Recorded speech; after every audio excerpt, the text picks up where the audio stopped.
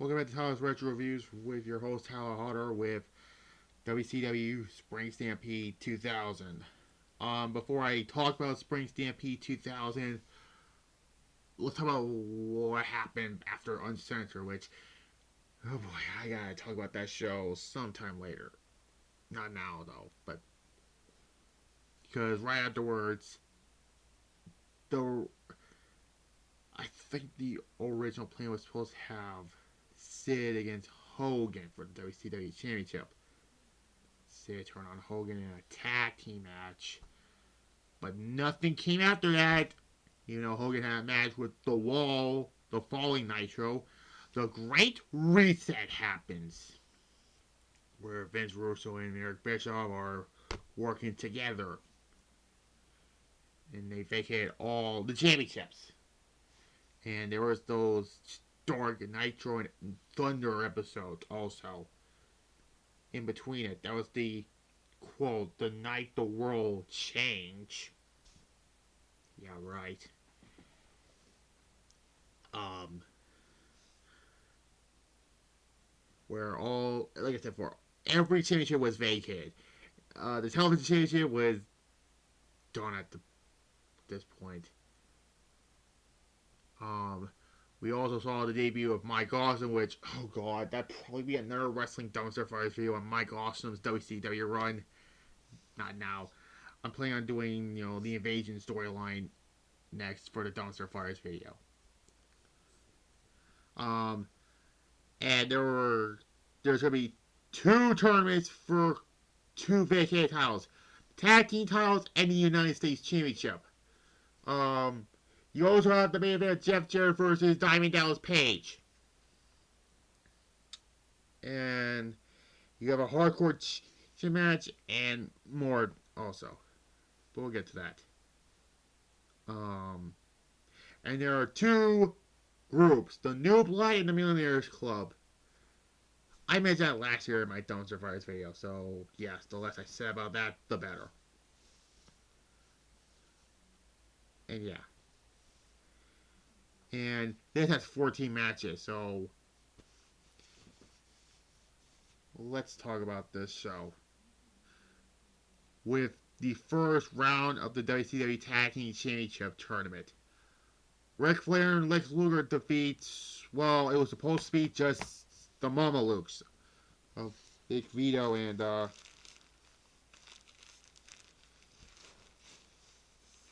Johnny the Bull. But then Vince Russo says, I'm going to bring out the Harris Twins out here. So, basically a handicap match. Basically. Which, by the way, Ric Flair and Lex Luger won by defeating the Harris brothers and the Mamalukes. It was a alright handicap match, but yeah, a 4 out of 10, I'll give it.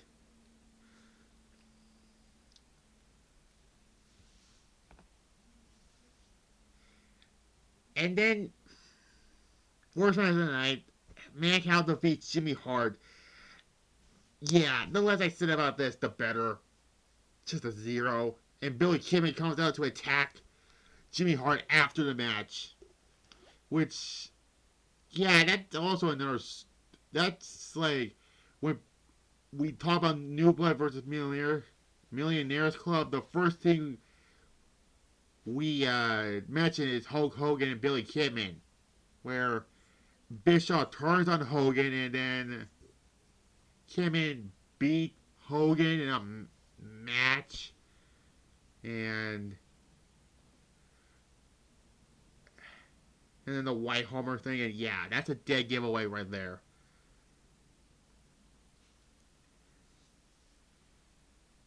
Then we get another. Then we get the first round of the United States Championship Tournament. Scott Steiner defeats The Wall by disqualification because also around the time the rules were relaxed and you can't get DQs except you choke some a referee through a table. That's an automatic disqualification.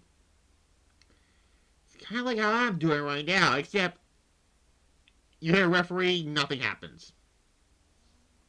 Which, by the way, I'm going to have one referee now instead of 3 because it's getting a little tired. I was getting what was I trying to say? It's getting a little hard to count to have like more referees in there, but yeah, I give it a 3 out of 10 because yeah. Um, Now then we get Mike Awesome. He beat up Bam Bam Bigelow, and then Bam Bam attacks Ernest Miller, and then Bam Bam took Miller's spot, but then Ernest Miller came to get his spot back, and Mike also defeats Ernest Miller in this U.S. title tournament. Again, I'll probably save all that for a Wrestling Dumpster Fires video on the main channel. Yeah, it was okay. There were some ECW chants, by the way. Mike Awesome was the ECW champion, but there was an injunction where Paul Heyman has to bring in Taz to get the title off of him. Yeah, I'll talk about most of that when I do my Wrestling Dumpster Fires video. We'll hold on that. 5, I'll give it.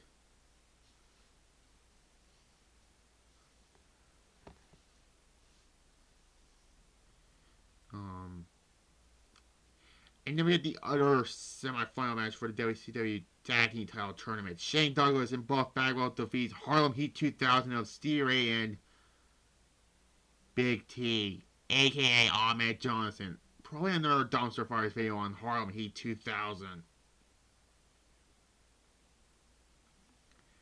I give this a 4.5 out of 10. I'll give it. It was... Cause, yeah.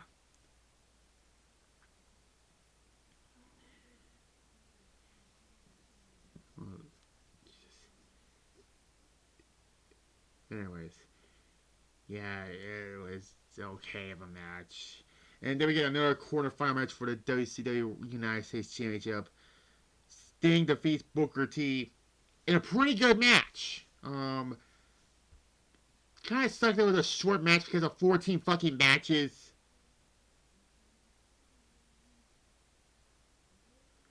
But I give it a 7, you know.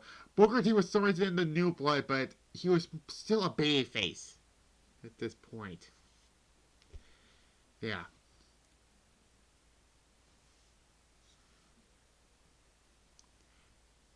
And then the winner of this match will face the winner of this match. And for the U.S., another quarterfinal match for the U.S. title. Vampiro defeats Billy Kim in another decent match. And, shock of shocks, Hulk Hogan came out and beat up Billy Kim to let Vampiro win. Yeah.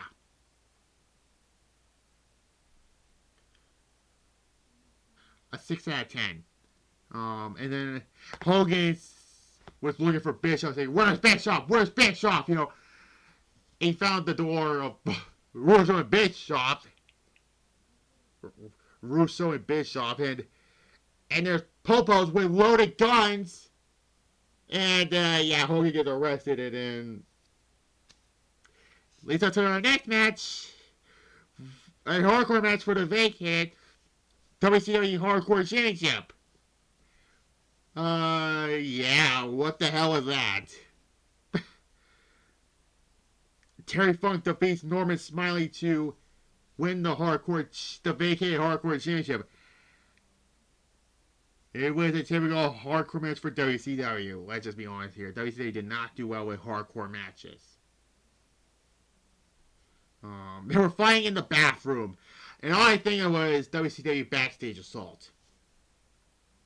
And yeah, Funk wins the Hardcore Championship. Funk in the Hardcore division was kind of a good sign. Norman Smiley was pretty funny in this division too. Anyways, it was a fun little match. A 6 out of 10. And then we get the semifinals for the WCW US title turn in the tournament. Semifinals for the US title. Scott Steiner defeats Mike Awesome by submission. Where, just like the last quarterfinal match, you kind of expect Kevin Nash to come out and attack Mike Awesome. And guess what? He did. And Scott Steiner advances to the finals. Short match, but it was okay for the time was given because again it was 14 fucking matches. 5 out of 10. I think their Bash of the Beach 2000 match, Bash of the Beach match was better than this. But yeah.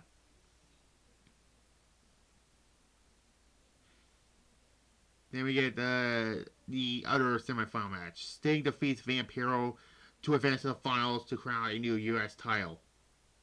And this is the beginning of the feud between Sting and Vampiro. They were the brothers in pain for like, what, 2 weeks? And this became one of Sting's worst feud. It was either this or Abyss in 2006 to 2007 in TNA. But I still think this is still the worst because of the fucking Human Torch match. But yeah, a 5 out of 10.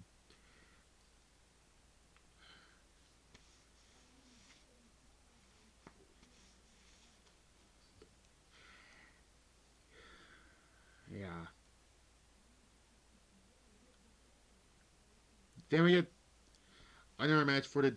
Then we get a 6-pack challenge basically for the vacated WCW Cruiserweight Championship.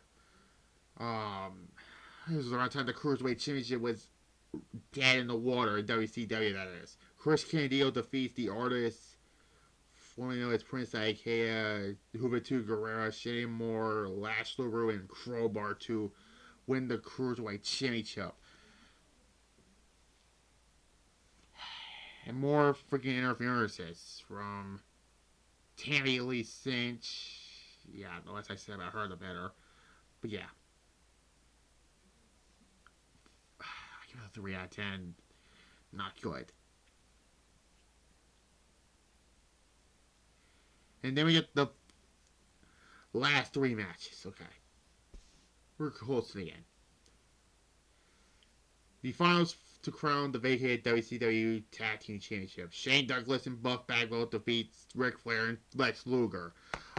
Now, this was basically the feud between Ric Flair and Shane Douglas. Yes, this happened in 2000 because of real life heat. During the middle of this match, when Douglas was trying to do like the mountain punches to Ric Flair, he says, "Fuck you, Flair," and yeah. And more interferences from Vince Russo pulling referee Nick Patrick out, and Chronic of Brian Adams and Brian Clark. So, yeah. They would not be in the New Blood that long, basically. They would be part of Millionaires Club, which, why did they cost... This doesn't make any fucking sense. Why did they cost the babyface team the titles? Whatever. It was a fine match, a 6 out of 10. Again, I forget what I gave these ratings the first time I did this. But yeah. And then we get the last 2 matches. The finals for the vacated WCW the United States Championship. Scott Steiner defeats Sting by technical submission to win the vacated United States Championship. The second time I reviewed a Spring Stampede that Scott Steiner won a vacated U.S. Championship. Because the last one was the last year's Spring Stampede I did was 99. Twice. Scott Steiner won the United States Championship there. Here he beat Sting again in the tournament finals to win a U.S. title. And it's kind of ironic because Scott Steiner was stripped of the U.S. title in the summer. Although it was not for injury, it was for storyline. And Vampiro comes out of the ring, and yeah, the feud between them was technically begin here. But if Scott Steiner wins the U.S. title, he will get bigger wins, title victory later in that year, the WCW Championship. It was a fun match. It was a good match because I love both Scott Steiner and Sting. But this should have been a little longer, honestly. I give it a 6.5. You know, good match, but yeah. Anyways, then we get the main event for the vacated WCW World Heavyweight Championship. Jeff Jarrett defeats Diamond Dallas Page to win the WCW World Heavyweight Championship. Sorry, my bad. How the hell did this happen? Well,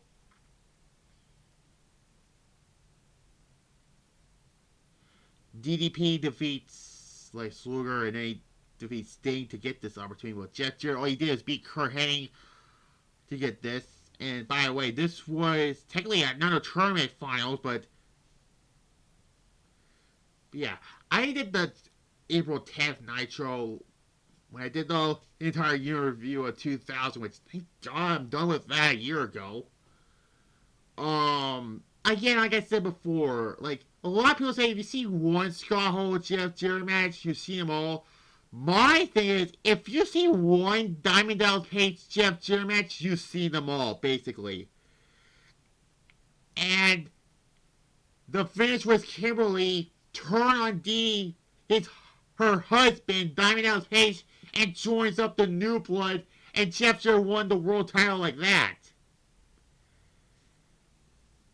Yeah, why? Keep in mind the goal Nitro. Jeff Jarrett hit Kimberly with the guitar. Vince Russo's favorite thing to do, swerve for the sake of swerves. But a good match, a 7 out of 10 I give it. And yeah, the New Blood wins all the championships. But what's the big thing that's happened? They don't care wins the WCW championship like a week after this pay-per-view. So yeah. This whole New Blood Millionaires Club was just a dumpster fire. If you want to see that on the main channel, you can. But overall, this show was okay. That's all it was. Like I said before, WCW was not less shits at all in 2000. But again, there were some bad shows in 2000, like Sold Out, Uncensored, New Blood Rising, the Grand American Bash. Those were bad shows. But stuff like here, not a bad show. A 6 out of 10. And join me next week, because we're going to see Jeff Jarrett, Diamond Dallas Page in the main event 5 years later in another company.